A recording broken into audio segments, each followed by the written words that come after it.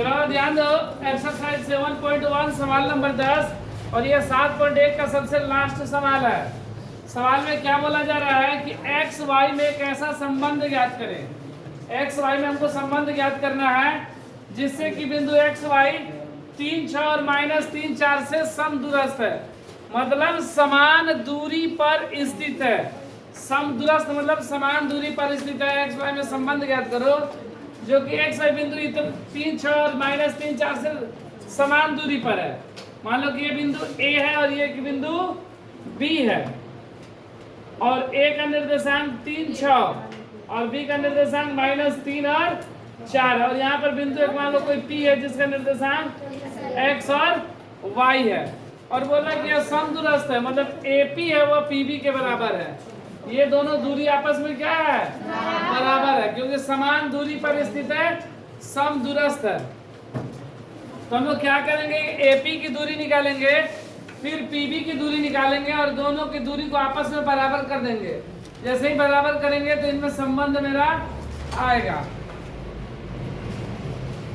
तो एपी के लिए x1 y1 x2 y2 3, 6 x y। अब क्या करेंगे हम लोग, एपी की दूरी निकालेंगे। एपी की दूरी बराबर रूट में x2 - x1 का स्क्वायर प्लस y2 - y1 का स्क्वायर। x2 का मान x, x1 का मान 3, y2 का मान और y1 का मान 6। ये स्क्वायर यहाँ पर इसको तोड़ेंगे a - b के होल स्क्वायर पर। a square plus b square -2ab। इसको भी a - b के होल स्क्वायर पे a square plus b square -2ab।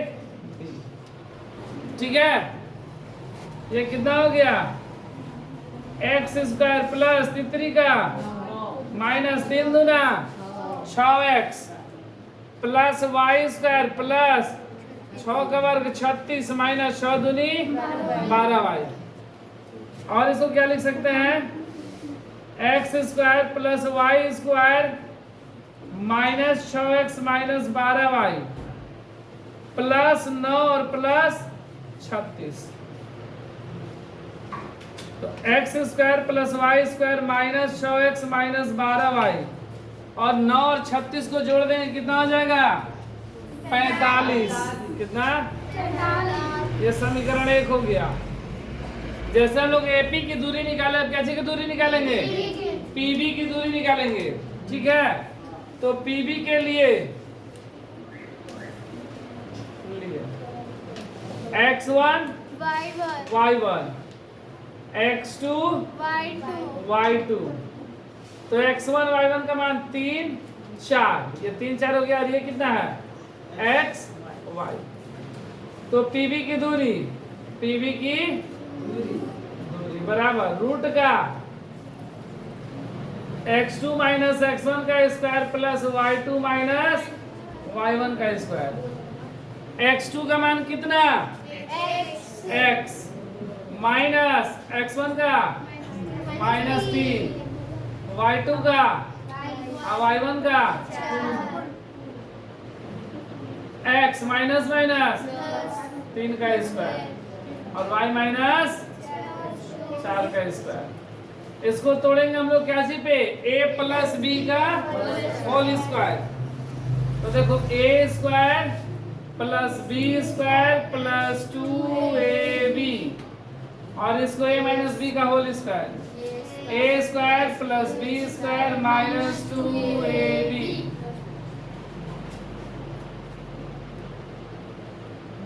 x square plus 3 का प्लस 3 दूना y स्क्वायर प्लस 4 चौके -4 दूनी। इसको ऐसे लिख सकते हैं, x square plus y square plus 6x -8y plus 9 plus 16। X square plus y square plus 6x minus 8y और 16 9 जोड़ देंगे कितना होगा 25। ये समीकरण 2। अब देखो मेरा AP की दूरी और PB दोनों की दूरी आ गया और बोला गया था कि सम दूरस्थ है, मतलब समान दूरी पर स्थित है, इसलिए जो AP की दूरी होगी वह किसके बराबर होगी PB की दूरी के बराबर होगी। ये दोनों दूरी आपस में बराबर दिया हुआ है। देखो प्रश्न से AP बराबर PB, क्यों? क्योंकि समदूरस्थ दिया गया है, समदूरस्थ है। ठीक, तो यहाँ पर मेरा AP की दूरी आ गया, PB की दूरी आ गया और दोनों दूरी आपस में बराबर होगा क्योंकि समदूरस्थ है ना। तो प्रश्न से क्या है, AP बराबर PB, AP बराबर PB क्योंकि समदूरस्थ दिया हुआ है, समदूरस्थ। तो AP की दूरी कितना, रूट का x² plus y² minus 6x minus 12y plus 45 और PB की दूरी x² plus y² plus 6x minus 8y plus 25। दोनों रूट गायब हो जाएगा तो आप लोग क्या करेंगे, लिखेंगे दोनों तरफ वर्ग करने पर। जैसे ही वर्ग करेंगे रूट मेरा गायब हो जाएगा, तो क्या लिखेंगे, दोनों तरफ वर्ग करने पर, दोनों तरफ वर्ग करने पर।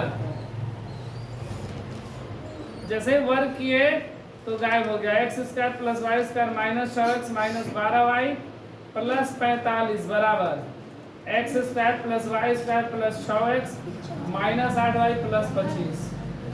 अब देखो x² से x² कैंसिल क्योंकि बीच में बराबर है, इसलिए प्लस प्लस कैंसिल। ये y² से y² कैंसिल। अब ये नहीं कि ये माइनस 6x इधर प्लस 6x तो दोनों काट देंगे, ऐसा नहीं करेंगे क्योंकि नहीं कटेगा, क्योंकि प्लस इधर आएगा तो माइनस हो जाएगा। ठीक है, अब कोई नहीं कट रहा, तो ये minus 6x minus 12y plus 45 बराबर 6x माइनस 8y प्लस 25। ठीक है, अब देखो ये माइनस के प्लस का इधर आएगा तो माइनस का 6x माइनस का 6x, ये माइनस का 12y है, ये माइनस का 8y इधर आएगा तो प्लस का 8y और ये प्लस का 45 दिया गया, ये प्लस 25 इधर आएगा तो माइनस 25 बराबर 0। ये 6 6 12 माइनस 12x, 12 में से 8 गया, क्या बचा और 12 बड़ा है इसलिए माइनस का 4y और 45 में से 25 चला गया, क्या बचा 20 बराबर 0।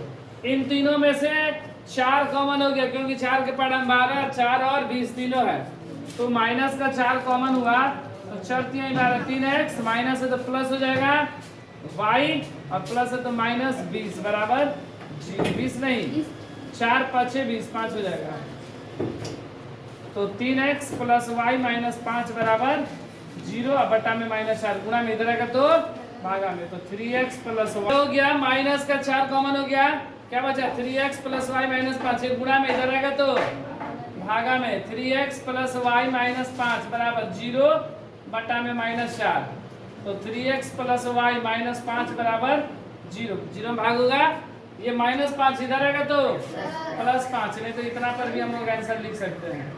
यही संबंध है उन दोनों में।